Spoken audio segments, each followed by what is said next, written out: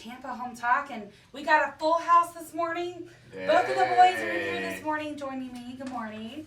Good morning. It's good to be back. Am I blowing your eardrums out there, Leo? Leo, you're potted down. Go ahead. Always blowing my eardrums out. Sorry about that. I'm either too low or I'm too loud. I just can't get this right. I just turned my volume down, so I'm good. Oh, so nobody can hear me. Okay, I got big ears like your husband, so I can hear the pins drop. So I just told this whole like inside story from like the teenage times, which are pretty fun when you have the adults on Snapchat. I can never see people's ears in this studio. They're always protected. Yeah, you're safe in here. Pretty big. Safe in here with the ear. Wow, those are huge. I know, right? Especially with the way your haircut kind of like trimmed around the side of the ears and it gets fluffy at top. We're so sweet. Yeah. My radar dishes. Well, good morning, and thanks for joining into our nonsense shenanigans here on Tampa Home Talk as every week. But we are going to talk about the numbers, and those are real, so no BS in the numbers, that's for sure. So let's chat about this, and this will be fun. I cannot wait to watch the market numbers over the next 2 months as we stroll into January to see how things go and to see if all this keeps up in January. It's yet to be determined. They're so flat. You want to dive in? It's about the same. Yeah, it's so flat. It's been flat for like a month. It's refreshing to know that it's stable. Yeah, it's more than stable, because when you look at the pending home sales, they're still higher, and the number of solds are still higher. So that's more than stable. It's still crazy strong for sellers. It's a really, really good time still. We've said this all year to put your house on the market. That could shift next year. You know, I remember when the market started shifting in 2006, like literally December of 06 was the peak of the market. I remember selling real estate in that time. And literally in January of 07, when we woke up, it was like it was different. It actually started shifting in December, and most people didn't realize that. And it's hard to actually gauge that because of the holidays. Right, I was about to say, don't you get a little dip? We see a little dip on our side for sure, where it's like, okay, we're getting into Thanksgiving, Christmas. Nobody really wants to move or anything like that during the holidays. So we see that on our end for sure. We definitely do. And the thing is, it's hard to gauge when it's around the holidays, but very, very often that's when a shift will occur, is over a time when you would expect it, and then the next thing you know, you come back, it's different. And it just never gets back and up. I remember at the time I was working for, Charles Ruttenberg Realty, and the broker, which I'm still friends with today, he's no longer there, he's at a different company. I remember telling him the market's different in January, and I wasn't even looking at numbers as closely as we do here every week. Well, you have your thumb on it when you're like me and you're like you and you're like Leo. We run pretty busy, pretty big operations, so you can tell based on that inflow stuff what's happening, and we actually see it before you do. Like I would see it first, then Leo would see it, then you would see it because of the nature of a real estate transaction. Probably about a month behind. Yeah. So we would start to see that based on like the number of inbound calls, based on the number of inquiries, based on the number of people that start pulling off and say, hey, I'm going to wait, right? So it's just one of those things where we won't truly know until January, but literally in January of 07, I remember telling my broker, this is different. I think this is the turning point in the market. No one's seen it yet. No one believed it was ever going to shift. And I was like, this is absolutely going to shift because we don't have real money in the market. This has got to shift. Like when underwriters are telling me they have to approve a loan that they don't know why they're approving because it's going to come back was their terms, that's not a good sign. And now you think the money's real this time, so even if we have a dip, it's not going to be off the cliff. It's just going to be into a little valley and maybe come back And up. I think when other markets start to see slowdowns, we're going to still remain consistent, which right now we're not. Leo says we're flat, but our pending and sales are still higher than active. So that's or the number of new sales. I guess what I'm talking about flat is if you looked at the numbers today and you looked at the numbers a month ago and you looked at all the numbers in between, they're about the same. That's what I mean by flat. Yeah. I mean they're There's pretty spikes consistent. in either direction. Yeah. Consistent. We're not seeing any like craziness going out there. So the number of homes on the market, so if you're looking at single family homes, 3 counties, so Hillsborough, Pasco, Pinellas, there's 655 of them to pick from this morning on the market. The number of sold properties in the last 7 days, 895, and the number of pending home sales, 1,150. And these are just single family, right? They're not single counting. Family. There's no condos, no townhomes, no mobile homes, no villas, nothing like that in there. And they don't so they don't even consider townhomes, even if it's set up where you're responsible for everything? Basically, for our numbers, like statistically speaking, we're pulling the data, so we're only pulling single family. Gotcha. Now, when I pull those monthly and quarterly reports we get from the Florida Realtors chart, that tracks everything. I mean, we went over some of those reports. Gotcha. So I guess my real question is, it wouldn't be, even if it's one of those townhouses that's set up where like the owner's responsible for all the outside and everything, not like a condo, that still wouldn't pull as a single family? Or would that? So the answer to that question is it depends on the legal description. Okay. So when you look at the legal description of the property, however that pulls in is how that property is classified. Right? Interesting. Yeah. So if you remember, a prime example, my mother-in-law's place in Dunedin, if you were to look at that, all day long people would call that a townhome. Right. It's attached, there's a deep 2-car garage, residential elevator, you would call that a townhome looking at it.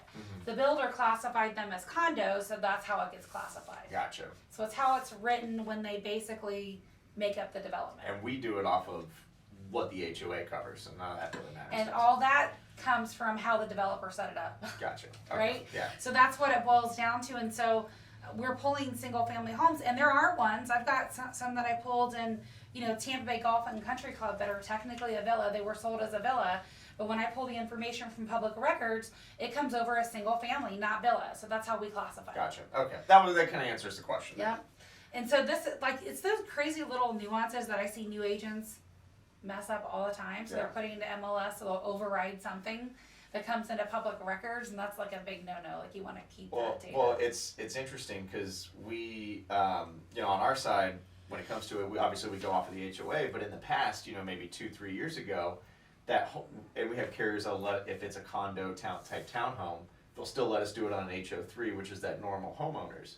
And they were getting more coverage for less money at that point than doing the HO6. Now we're seeing the reverse of it. So I've had some renewals come up where I'm like, hey, remind me, didn't your HOA cover the outside? They're like, yeah. They're like, okay, we'll just switch it back to where you could have been in the first place, and works out better for them. So, they have all these major economists that are like, they study this stuff for a living. And so NAR, which is the National Association of Realtors, is Lawrence Yun. He's the economist for NAR. And basically he's saying that housing may normalize in 2022, but he's saying basically the market's hot right now. He expects more of the same in 2022. So it may cool a little, right? Not even a dip, it may just cool a little bit. He says while next year's sales may not surpass the 2021 numbers, he expects a banner year compared to those before the pandemic. Okay. So I thought that was a pretty interesting quote from him. And there's a lot of other indicators and things on here. He's saying basically all markets are seeing strong conditions in sales, the best they've been in 15 years. That's attributed to rates, right? So we know that. We know the rates are going up just a little bit, right? Yeah, we're already seeing small little increases right now. And so the housing sector is going to continue, right, when that happens. Also, we've talked about this around COVID time, but the work from home opportunities are going to have a very big part of the future. We talked about that well before the economists were talking about it, because we were seeing it, right, every day in the trenches and in the field. And so that's why I think places like Florida are going to continue to drive. We're going to continue to fuel when other places maybe not so much. And he's saying that even though there may be a slight decline in 2022, they still forecast that it's still going to outdo all the pre-pandemic levels. That's what he's saying. So there's just a lot of really good information on here. If you want this, or if you want some information on your home's value. Oh, he comments on rates too. We should talk about that real quick, and I'll give it our off-air number. So he says the mortgage rates currently, this is nationwide, in around 3%. They're saying they're estimating them or forecasting them to go up around to the national average of 3.7 in the coming months ahead. And so, of course, they're going to have to do that. I mean, inflation is through the roof. Like, when you look at how much everything costs and, like, the supply chain issues. Gas is like up $1 a gallon compared to 6 months ago. Yeah, it's, I think that's going to be the biggest thing. I don't know how we still have such a strong economy, such crazy inflation numbers, and so many people not working. It doesn't make sense to me. That's the weird factor. Well, I mean, you have to think the inflation went up just when the minimum wage went up. Right. Like that illusion of like, well, I'm making more money, but I'm like, yeah, everything's going to cost more. Everything started costing more around that time. It happened already, and COVID really didn't help things either. But anyway, if you want some information on your home's value, and by the way, you don't have to get a market value just because you're thinking about selling. Let's say you're somebody that updates your net worth and you want to know what your home's value is worth so you can update your tracker. We are happy to do that. Just call or text the word value to 813-377-2775. Again, 813-377-2775. We'll be right back after this break. Stick around.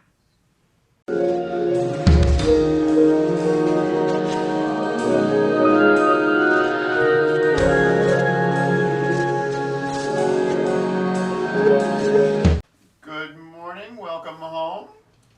Yes, we're back on the radio. It's been a couple weeks and you still got it. 813-377-2775. It's 813-377-2775. Do we have the Adam tip of the week? Fun facts about Thanksgiving? No, he's at the later I'm one. at the end, but I do have a question tip of the before week. we dive into our guest. When Mr. Yun, what was his name? I think I have Lawrence it. Yun. Yun, right? When he's talking about strength, is he talking about number of sales or property value? I think it's all of it, Yeah, right? okay. Strength is like overall body strength. Okay. Yeah. I mean, when you, it's a supply, it's a, at the most basic fundamental level, it's supply and demand, right? Gotcha. So Right. even if the demand slows a little, the supply was already low starting out, so it's still going to be strong. Gotcha. And so as long as that continues, prices don't really change much. They maybe go flat or stay the same, or maybe tiny up, tick down, tiny up, tick up, but Copy. they're not going to, Gotcha. that makes sense. Yes, it does. No, I'm just for our listeners out there. So, tip of the week? Yes? Okay, I've got a very relevant tip of the week, one that could prevent a fire, and one that could... Good, because that's what we're talking about today. No. So basically, I rarely talk about this, but if you notice in most of our home inspection reports, we're always taking the stove and we're shaking it. We're trying to see if it's pulling off from the wall. What we're checking for is something that's called an anti-tipping device. So what that does, in the way I describe it, and because it's relevant right now, is the anti-tipping device keeps it from when you pull your turkey out of the oven, this 20-pound bird stuffed with everything, and you pull that tray out, it keeps your big boiling pot of mashed potatoes from spilling all over you. Because what ends up happening, if you don't have that anti-tipping device on, and you've got the door open, and you pull the tray out with the turkey on it, that's adding 50 pounds right there, and that could topple over the stove. So what you want to do is when you get home from work, you want to grab the back of your range, you know, that upper part that kind of has the knobs and stuff on it. You just kind of want to pull on it and lean back and see if it kind of tips. If it tips, you're actually missing that anti-tipping device. That is on what? I would say 2 out of 10 stoves actually have that. Yeah, I mean, it's a big defect. And it becomes very relevant at Christmas, at Thanksgiving, because you have all these, Thanksgiving's chaotic. You've got 8 or 9 things in the oven. Everyone's arguing, do we set the oven for 350 or 375 or 425, because everyone's got to cook at different temperatures. And then you've got all 4 of the burners going on the stove. And the last thing you want is all that liquid to fall over, grease. If it's hot grease, you can easily call a fire, and then you'll have to get Miss Peters out for the Pasco County Fire Department. So I thought it was more... Like, I thought this was going to tie into baby proofing as well, and it was more like Well, if your baby's a strong child enough- standing on the door when it opens. Well, that could happen too, but I mean, you've got much bigger problems if you've got a turkey in the oven and your baby has managed to pull the door down and is standing on the door. Well, I'm not saying that. I'm saying in general, didn't the whole thing start because a child basically pulled the oven door down and was standing on it to reach something? I think the whole thing started because of that. I love that story. I will run with it as fact, but do not make it a Ripley's. I don't know if it's a fact, but I feel like... I will run with it as a Ripley's, believe it or not. I do know. feel like I I read do that know when somewhere. you buy if you ever bought furniture from IKEA, most of those come with the strap The on the strap, back yes. because they're so thin and light that. And they But- make you sign a waiver now. At IKEA, So, I bet they do. I'm streaming on my phone. You would think one of you boys, like maybe Adam, could Google that and then we'll verify that information. Google what? But I feel like Oh, that how the whole thing anti-tipping started. device started? I feel like it started Earthquakes. from a lawsuit from a child standing on the Oh, you stove. think it's earthquakes? Earthquakes. No. Yes. I think you should Google it. Yeah. GTS. But And let's see the what key, happens. regardless of where it started, the key is check your oven before you do your Thanksgiving, because even if you've gone 3 or 4 years of cooking at home without this happening, it only takes once. But that We're- makes sense, right? Families getting larger, families now being able to travel because we're in a COVID Free-ish? we're in a COVID environment Freer? free. as far as like face masks, things of that nature, travel. Families coming in Florida. I mean, I got a bunch of my friends that families all coming here because the state is open. So make sure your oven has that device on it. If your oven doesn't have that device on it, it's not that hard to install, but at the same time it is. You have to move your oven out completely. You have to drill the anti-tipping shoe into the ground, and then you have to slide your oven back in. And that's at the bottom, isn't it? It's at the bottom. Okay. Yeah, it's not something you typically think of on a day-to-day basis, but I before do. the holidays start ramping up, It's a great time. yeah, do it now, take care of it, because Thanksgiving comes, it is chaos in everyone's houses, and you're not thinking, you put that turkey down, you pull out the shelf, or some people even like place it on the door there, Mm-hmm. and before you know it, you've got a major I would not have even thought I would about all think that weight that moving is forward. just Makes as sense. important as checking your extension cables you're about to use for your Christmas lights, because Christmas Absolutely. lights get put up this weekend. Check those extension cables. If there's any fray, any crimps, any breaks whatsoever, what should we do, Miss Peters? Well, let's introduce our guest real quick because we've been talking to her, and you guys know Mr. Corey Deerdorf is normally in the studio with us, but he has sent the lovely Dragna Peters. She is a public educator for Pasco County Fire Rescue. This is right on the shirt. Yeah. I know. I'm trying to get it out this morning. Probably should It's add a little Friday. bit more coffee, and it will come out correctly. But welcome to our show, and good morning. Thank you for having me. So, please chime in where Leo left off. I just wanted to introduce you. Yeah, so with Thanksgiving ramping up, the holidays in general are ramping up. We want to make sure that we go out to the community and teach about fire safety, because it's not something we typically have in the forefront of our minds. We're too busy making sure we're getting our turkeys, we're getting the food, and then after Thanksgiving, it's jump right into Christmas with our Christmas decorations. So we want to make sure that on Thanksgiving, we've got proper tools in place, like your locking device for your ovens, but also we're making sure we're aware of what's going on in the kitchen.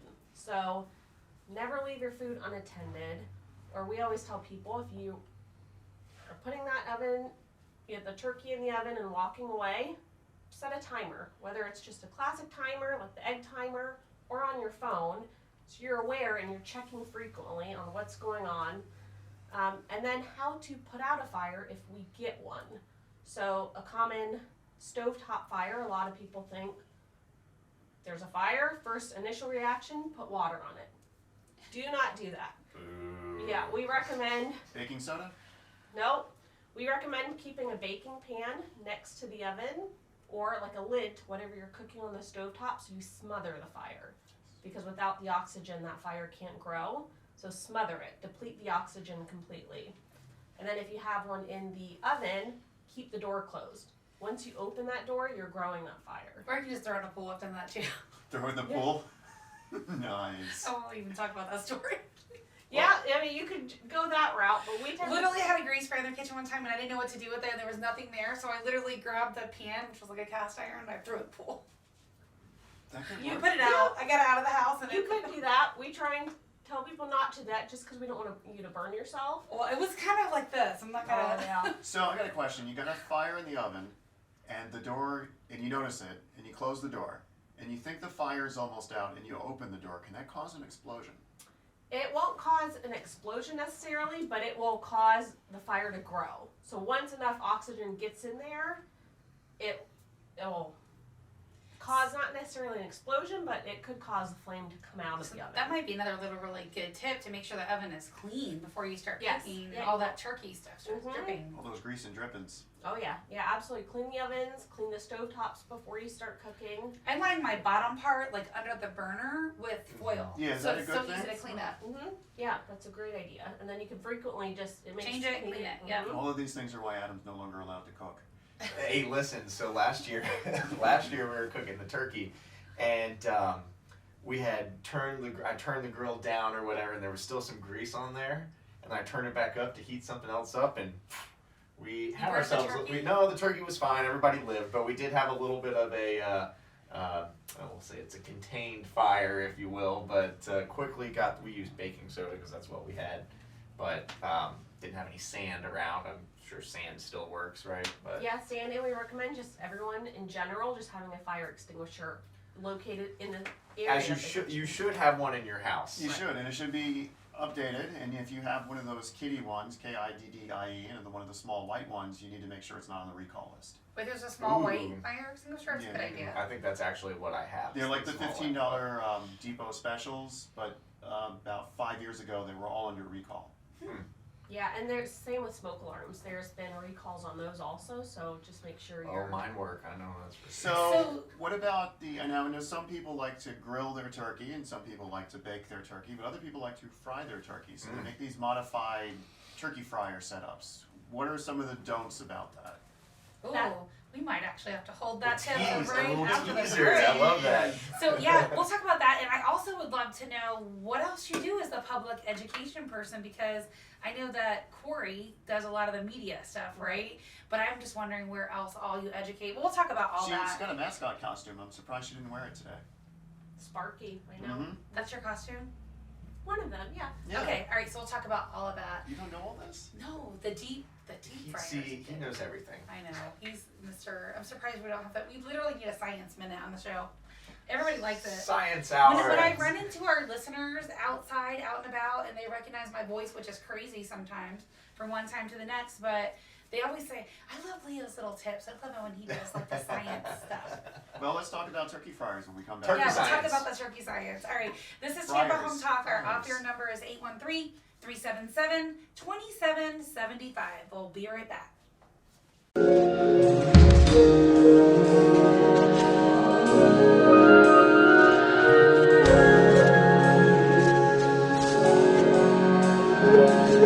Welcome home. This is Tampa Home Talk. I'm Adam Talley with Talley Insurance. If you want to, if you have questions about the market or turkey fryers or fires in general or anything that Leo's talking about, 813-377-2775. That's 813-377-2775. You can call or text on that one. That's We right. figued out the text thing. Oh, it does text again? I think so. Okay.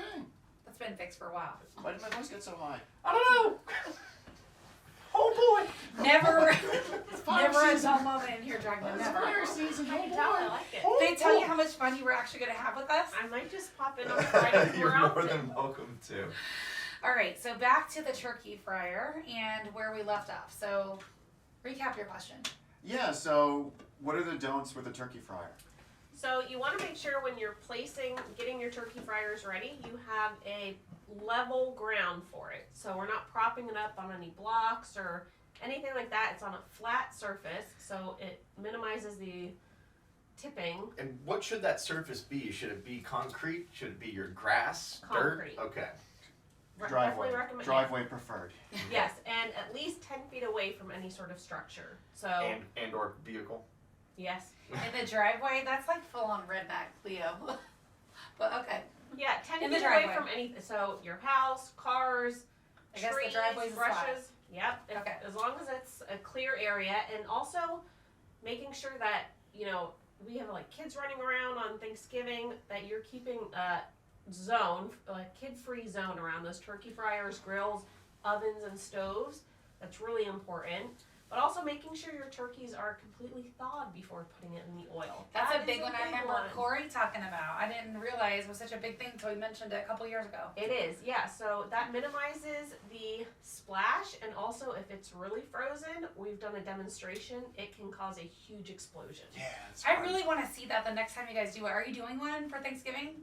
We haven't decided if we're going to be able to do it this year for it, but if so, we will definitely I invite you definitely back. want to see that. Oh, I really please. do. I'll work on that while we're discussing this. So we Okay, good. Yeah, we did one on video for one of the news stations a couple years ago, but we haven't been able to do it. That is like social media buzz right there. How can Oh, y'all yeah. not do that on social media? Like, absolutely. Yeah, no, it was. Go have a conversation with the fire chief. We need to do that. We're going to get on it. We'll invite you by for sure, because Okay. it is, you don't realize the severity of it until you see it in person. It's insane. And then also just, like I said, making sure you don't overfill with oil. So we try and teach people, before you put the oil in the pan, try and figure out how much water. So use water as an example. Put the turkey in, use water as a base to see how much oil you'll need, so you're avoiding overflow. Is there a normal ratio that you should think about when you're filling the oil, or no? You said test with water first. Yeah, it just depends on the size of the turkey. Yeah. Yeah, or you pull it. Adam's Oh, yeah. watching a turkey explosion right now. Oh yeah, it's. It can I don't be think 10 extremely feet would be dangerous. enough feet away from your house to Right, stop no. your house from catching That's fire. why you definitely want to make sure it's thawed enough. So that's a big one with turkey fryers. You don't really think about it, and then you have a semi-thawed turkey thinking you're gonna be able to cook it all, and then Just you're throw getting wherever you oil want. splatter. It's Yeah. a mess. So that's a big one for turkey fryers, and then also we're gonna be busting out our Christmas decorations shortly after Thanksgiving. My Mhm. daughter is already hounding me about it. We need to get our Christmas decorations out of the attic. Making sure, like they mentioned, that your electrical cords aren't frayed, there's no exposed wiring out of them, that they are UL listed, and there's a sticker on those that you'll see. That means they've been tested in the laboratories and are certified, and that you're not overloading your circuits. That's a big one. We see a ton of electrical fires because we're overloading our outlets, we're using damaged electrical equipment or lights. So just beware of when you're putting up those Christmas decorations, and Do you guys see more fires like during the holidays than any other time because of stuff like that? absolutely. Yeah, Thanksgiving is the leading day of the year for home fires. Oh wow. And then Christmas, we see a lot of fires around Christmas time because our Christmas trees, we're forgetting to water them, so they get overheated with the lights, the wiring. Even with the LEDs, huh? I'm surprised. Why do we have to water our Christmas trees? They're dead. I mean, you cut them down and then you put them up in your house. Second to a frozen turkey, they're probably the most flammable Flammable thing in thing. the world. So Right, what holiday do you think causes the most fires? Do you think it's Thanksgiving or it's is it Thanksgiving. Christmas? It's Thanksgiving. And is I that would cooking think the grease Daytona fires? 500, but yeah. Cooking fires. Is it most of your calls these deep fried turkeys with No, ice? it's mostly like oven fires, oven and stovetop fires. Really? Because it's hectic, we're not paying attention, we're spilling grease, and we don't know how to react to it, so we run out of the house and we've got a fire. So can we go back to what we were talking about before? So Leo had mentioned, there's a little tiny fire, right? You see it in the bottom, just a little spark, probably no bigger than a lighter. Let's just say that. And let's say you didn't realize there was much there, or you didn't think there was anything there. Should you just leave your oven shut so that can go out, or what should you do? Yeah, so without oxygen, that fire can't grow. So we want you to leave that door shut and turn off the heat. So turn off the oven, leave that door shut, and you should be able to see it fully extinguish. If for whatever reason you open that door and it's not fully extinguished, if you can, shut the door. But if not, if you have an extinguisher nearby, we don't want you to put your extinguisher too close to your oven and like a cabinet right next to it because you won't be able to access it if that fire is too big. But keep it close by, somewhere within the kitchen that you can access it, and you want to aim at the base of that fire. So if you had to give us like 5 fire safety rules, what would they be? So number 1 is make sure you have working smoke alarms before we should have changed our batteries when we changed our clocks, when the time changed. Bring ahead, fall back, new Yep. batteries. If not, make sure we're checking our smoke alarms. So it's vital. It's the only fire safety device that can alert you in the event of a fire. So make sure we have working smoke alarms, that those batteries have been changed. But many people don't know those smoke alarms expire after 10 years. So, yep, there's a manufacture date on the back of each unit, and it'll tell you when it was manufactured. So it's only good for 10 years. So why do they expire? They just typically don't work after 10 years, or? They can still work, but they won't work properly like they should. They're not as sensitive. The sensor in them aren't as sensitive, and a lot of time over time, or dust accumulates. We've seen people paint over them. Oh gosh, yeah. Yeah, so you want to make sure that they're within the 10 years, the batteries are in them, you've tested them, they're working properly. That's number 1. But also, if there is a fire, make sure you have like a baking pan or a lid of some sort if you're on the top of cooking on top of the stove, so you can minimize that oxygen, so That makes sense. smother it. And then, like I said, if there's an oven fire, keep that door closed and turn off the heat. Makes sense. Those were pretty good tips. And then we always try and recommend, like, as a fire and life safety educator, also known as a public educator, we teach kids about fire drills. So they practice them at home. At school, we try and tell them you need to practice them at home. So every family has an escape plan. So do you do a lot of stuff with the schools and like presenting with kids and that Every sort of day. stuff? Yep, we spend most of our days out in daycares and schools teaching kids about fire safety. How did they throw you in here in radio with us? Nah. So we cover all kinds of topics. Okay. We teach from little kids all the way to senior citizens about fire safety, because as we get older, we get forgetful. Trying to remind them of basic fire safety, but also fall prevention. It's a huge problem here in Pasco. So Yeah. we teach them how to stay Well, safe. think about it. The fire department responds if somebody falls. So. Right, absolutely. So we try and teach families to make sure you have a plan in place if there's an emergency. So every child knows that there's 2 ways out of each room. So a window or a door, and you have a meeting place. So if you have a fire in your home, do the kids know how to escape? And do you have one place, like such as your mailbox? Everybody in the family knows where to meet for an emergency, so you know you're safe. Yeah, that makes sense, especially with little ones, right? So they have just a connection point in their head. Right, so, and we try and teach that, because if there is a fire, I run out the front door, my husband runs out the back door, we don't see the kids at the mailbox, we're going to be tempted to run back in the house and try and find them and save them. But that if makes everyone knows about that meeting place, we know everyone in the house is accounted for. So it's like, just wait there. Right. Don't go get the dog. Mom and Dad will get the dog. You go wait to the mailbox. Right. Yep. So it's just certain plans in place that we should have prior to any, holidays, or just in general fire safety tips that are vital for families. So I guess it's safe to say that pretty much all or most of your firemen and women are working during the Thanksgiving holiday, since that's the number one time Absolutely. that you guys respond to fires. Yeah, they stay very busy on Thanksgiving. So they let's give them a big thanks, because they're typically hanging out with their fire family versus their regular family during the holidays. We should have brought somebody from the sheriff's department, because I have a lot of questions about the holidays and how many times you get called to houses for domestic disturbances. Based on, I bet that's an active. I bet there's an uptick in that. I bet there's an active call list on that too. Well, they were saying, like, even once COVID started, there was a lot more domestic stuff that started, because people were home together. Oh, yeah. So there was just more of that. More than they're used to. Somebody leaving, going to work during the day or whatever. Interesting. So we also have a bunch of really cool fun facts that we're going to talk about Thanksgiving in just a little bit. We'll come back after the break. We're a little early still yet. What else should we mention? That turkey explosion thing, I really want to go see that, so I'm hoping that you guys agree to do it. Yeah, absolutely. I'll get with Corey on that and see if we can arrange another one and have you guys come. When is he coming back? He should be back next week. Oh, there you go. Just in time for Thanksgiving. Yeah, no, if not, we'll show you the clip of the one we did, and it was, a huge mushroom cloud. It was insane. Nice. Yeah, it was pretty intense. So holidays are around the corner. Fires from cooking, that's a good one. And the tip one, Leo, that one was right on point. Yeah. That was on time.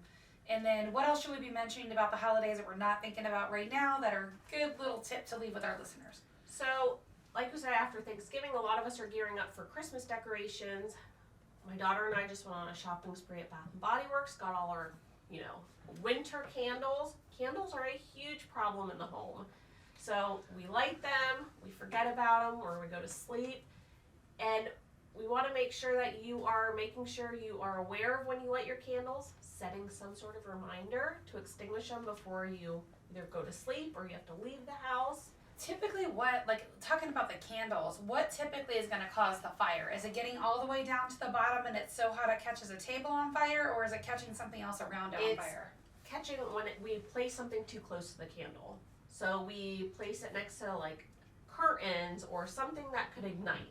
So you want to make sure you have an area, it's out in the open with nothing surrounding it. Makes sense. Mm-hmm. We want to make sure your Thanksgiving is safe and you don't ruin it by any of these silly little things that you can avoid or prevent as you go into the holiday season. So when we come back, we'll talk a little bit about some of these fun facts about Thanksgiving. I'll let you boys give my voice a break and we'll share that when we come back. Right after this break, stick around. This is Tampa Home Talk, and we are here this morning with Dragnet Peters with Pasco Fire Rescue. Thank you for joining us this morning. And our author number is 813-377-2775. You can call or text 813-377-2775.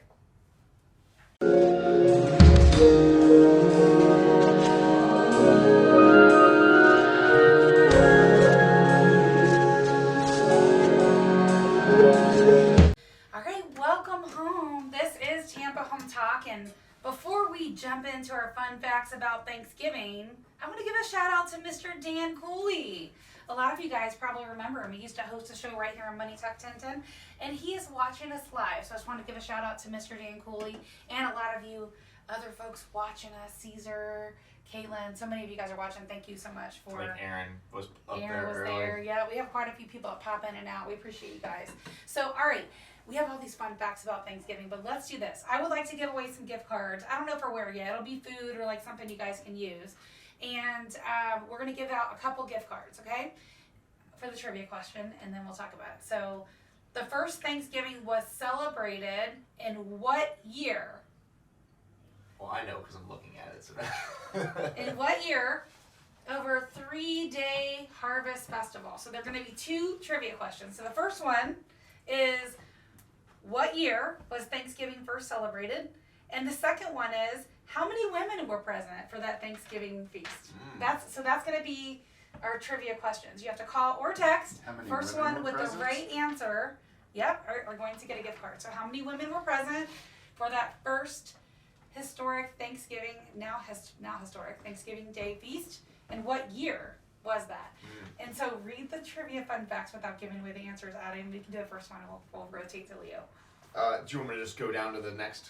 Well, there's a bunch of other stuff in the middle, Okay. so. Okay, I'll just go down to the next. We're not going to ask any more trivia questions. No, that's going to be the only one. Okay, Around the first all right. one. So it says turkey wasn't on the menu at the first Thanksgiving. However, venison, duck, goose, oysters, lobster, eel, and fish were likely served, alongside pumpkins and cranberries, but not pumpkin pie or cranberry Isn't sauce. that interesting how we have Americanized Yeah, those holiday traditions? I like that. Wait, Thanksgiving wasn't a American tradition? Well, it started here. I We think think. I think it's the ultimate Just the American ones. tradition. Yeah.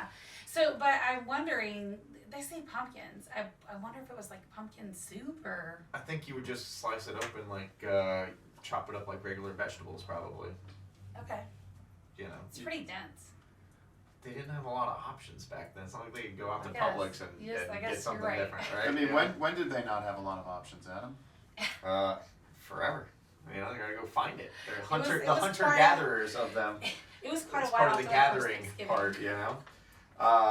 And you know, generalized based on their location, they can't have everything. So, let's see. Americans eat 704 million pounds of turkey on Thanksgiving every year. That's a lot. That's a lot of Those turkey farmers are a little bit busy. They are. And speaking of people that are busy, the Butterball hotline. There's a Butterball hotline. Let's full stop Did you there. know there was a Butterball I didn't. hotline? I Yeah. did not. And they Okay, answer what's the Butterball hotline for? turkey-related questions. They answer 100,000 turkey-related questions every year. Dude, we should have had them on Tampa Home Talk. We should And call. ask We should them. do a live call. We absolutely. I The think we turkey should definitely hotline. call them live and What ask are them. some of your most interesting questions you get on Thanksgiving? Pat, are your phone lines back up? I would love to do that. can we live call the Butterball? We absolutely can. Absolutely. I kind of knew these last two. I'm supposed to read the last two? Yeah, let's see what they So are. Jingle Bells was originally a Thanksgiving song. Why is that? Wow. Salvation Army? Yeah. Because that's when they start doing That's it, when right? they started doing it. And then most people travel to Orlando, Florida than anywhere else for Thanksgiving. I can preach to that as I can't find a reservation for next Saturday when we're going to In Orlando. Orlando? Really? Yeah. Yeah. Yeah, everyone wants to go. Theme parks. Florida is warm. Okay. Florida is warm. Didn't I say, like, during my tip of the week, how most people in the U.S. are traveling to Florida this year for Thanksgiving, and that's before I even knew this fact Well, it's, existed. you know, it's very, you know, that's a Ron DeSantis related. I think it trip, too. probably happened before Ron DeSantis. Did you see but he had a speech in Brandon yesterday? No. Oh yeah. He was in Brandon? Yeah. Is it, We'll Boy, put it. Brandon's I'll moving connect up. I'll connect the dots for you after the show. is it his presidential campaign speech? No, something against them. Against Mandates Brandon. for employments. Yeah. Oh, yeah. Employers. So, all right. So, I don't know if we got any winners yet on this, but last ditch effort, and then we're going to give you the. Yeah, we have to The get the facts answer before we're after, done with yeah, the show. So 813-377-2775. 813-377-2775. We do have a winner or we do not? I don't know what that means. either. Okay. Sorry, I should get better at that. It looks like you're making hand puppets. What the heck are you talking Alright, so I don't know if you guys are all out of town for Thanksgiving or what's going on, but we always usually have people call or text. So 813-377-2775, if you can tell me the first year that Thanksgiving Day was celebrated. 813-377-2775, and how many women were present for that Thanksgiving Day feast? Call or text 813-377-2775. I thought those were pretty good trivia questions. Well, easily findable. Holiday turkey trivia. She's mumming at us like we're not live, but we actually are. So, she's trying to sign at us. We're like, yeah, we have no idea what you're saying. She's like, right what's now. this? I'm like, a hand puppet? I don't know what you're talking about. Oh, man.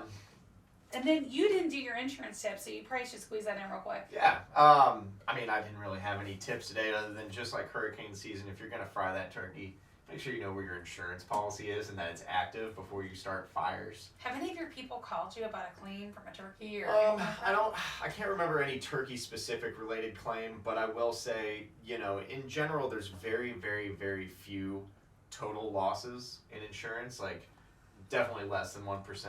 Oh, okay. However, the number one cause of total losses is fires. Wow, okay. Yeah, like hurricanes, you'll get a lot of damage, but your house generally isn't going anywhere, right? The fire takes it all out, right, Dragna? But a total loss is like your house needs to be rebuilt, all your contents need to be redone. Like, you're basically adding columns A through D, and they're writing you a check, and you're moving on.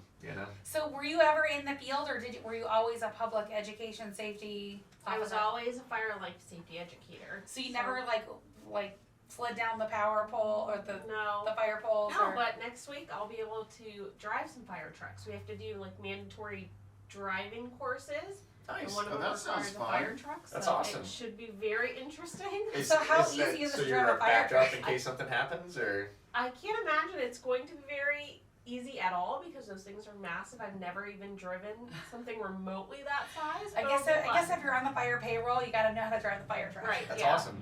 Oh, talk to us about your mascots. You have different mascots. Sparky. So, Sparky is our fire dog, and we just got him a couple years ago, and he's got, the kids love him. So he's been our NFPA fire dog mascot for years, and we bring him out on special events, so we'll have to bring him by one day. All right, so real quick, the first Thanksgiving was celebrated in 1621 over a 3-day harvest festival. It included 50 pilgrims, I hope I get this right, 90 Rampanong Indians, and it lasted 3 days. It was believed by historians. There were only 5 women present. This is Tampa Home Talks. Thanks for hanging out with us. We'll be back next week.